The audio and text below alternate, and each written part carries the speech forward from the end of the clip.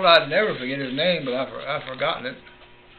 But he was at that hospital in Phoenix, yeah, and was world famous? He donated his time 1 or 2 days a week to the... So he wasn't in Phoenix except when he'd come to take care of you kids that had polio? Well, I don't know about that. Oh, he might have been a Phoenix doctor. Might have had an office there in Phoenix. Yeah. Well, the iron lung, you say you kids, when it wasn't being used for a patient, were allowed to play in it? Yeah, the nurses let us get in there, and they'd close it up and turn it on and show us how it worked, and we just played with it. Well, and you know, maybe they were also preparing a kid that if later you need it, you won't be so dadgum scared, because it must be pretty scary to be in there. And with nothing but your ears sticking out, yeah. Yeah. So that's literally how it is? Your head's in a... it hits you right here. Huh. And you got of course you got a padding. And... so how did it seem to... did it have a bellows effect, or how did it do it? Actually, it worked on you. The pressure in there come up, and you push your air out of your lungs and come back and pull it in. And it was something else to get in there. So, when you were in it, your head was out? Yeah.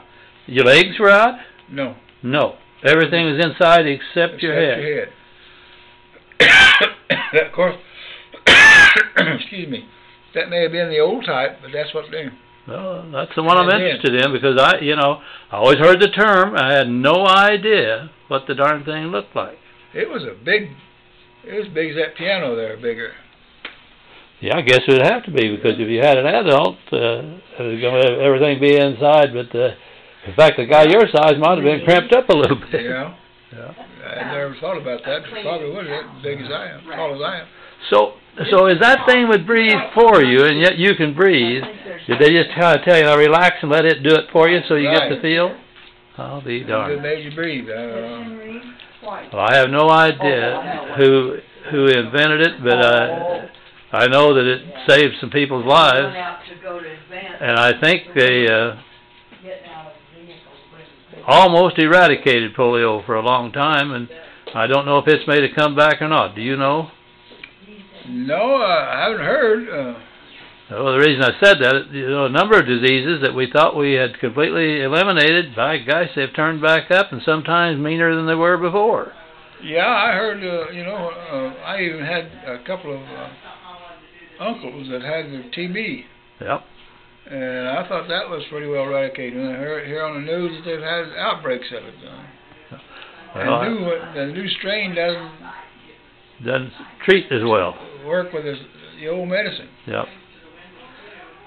Well, you've certainly had some interesting experiences.